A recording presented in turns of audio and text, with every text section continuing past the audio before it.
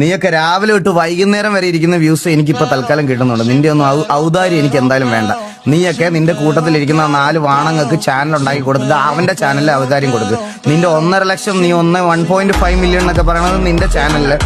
അപ്പം നിന്റെ മറ്റേ പറയണേ എനിക്ക് പ്രാങ്ക് ചാനലില്ല. ഞാൻ നാട്ടുകാരുടെ അടുത്ത് നേരെ പോയിട്ട് എന്റെ തുണി നോക്കി കാണിച്ചിട്ട് ഹായ് എനിക്ക് പ്രാങ്ക് ആയിരുന്നു ലൈക്ക് മേടിച്ചിട്ടുള്ളൊരു ചാനലാക്കി കൊടുത്ത് എന്നെ ലോകത്ത് എല്ലാവർക്കും അറിയണമെന്നില്ല. പക്ഷെ എന്ന് കരുതി ചുമ്മാ ഇരുന്ന് വാണം എന്നൊക്കെ വിളിക്കേണ്ട ആവശ്യമുണ്ട്. പക്ഷെ ബ്രോ ഇരുന്ന് അഭിപ്രായം മറ്റേ ഒരാളെ പറ്റി പറയുമ്പോൾ ചുമ്മാ ഇരുന്ന് വാണം എന്ന് പറയേണ്ട ആവശ്യമുണ്ടോടാ കുറിയിട്ട കുണ്ണേ. പൗഡറ് കൺമശി ചുമ്മാ നമ്മളിങ്ങനെ ഇവിടെ ഇരുന്ന് ആവശ്യം ഉണ്ടായിരുന്നു. ഏതൊന്നും വാങ്ങിയല്ലേ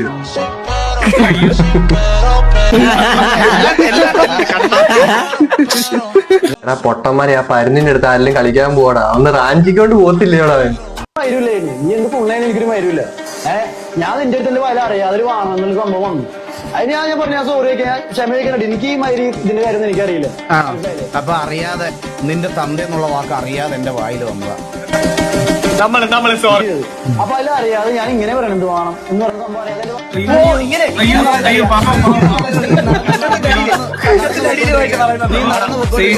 വളരെ റെസ്പെക്ട്ഫുൾ ആയിട്ടുള്ള ഒരാളുടെ മുമ്പിൽ കൂടെ നീ ഇങ്ങനെ നടന്നു പോവാ. അപ്പൊ നീ ഡെയിലി ചേട്ടാ ചേട്ടാന്ന് വിളിക്കുന്ന ഒരാള് നീ ഇവിടെ പോയിട്ട് വീട്ടിലുള്ള ആൾക്കാർ തന്തക്കും മരുന്ന് വിളിക്കരുത്. വിളിക്കാൻ നിൽക്കണ്ട മുറിയുമാനെ മനസ്സിലായല്ലേ? അത്ര വാങ്ങുവാളാ എരന്ന് വാങ്ങും. ശരി അച്ചിൽ നോക്കി കുറി തൊട്ട വാണവൻ. അവര് ആണുങ്ങളുടെ എന്തൊരു കേസ് പറഞ്ഞല്ലേ?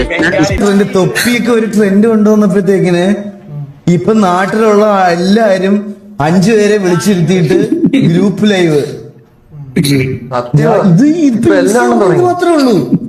ഇൻസ്റ്റ തുടങ്ങിയത് ഇപ്പൊ ഇത് മാത്രമേ ഉള്ളൂ. ഏതോ ആൾക്കാരെയൊക്കെ പിടിച്ചു നിർത്തിയിട്ട് മറ്റേത് സ്ട്രീമിംഗ് എന്ന് പറയുന്ന ഒരു സാധനത്തിന്റെ ഇതേ ചേഞ്ച് ചെയ്ത് ഏത് ഈകളാണെങ്കിലും ഒരു കോപ്പല്ല അവിടെ മനസ്സിലായ.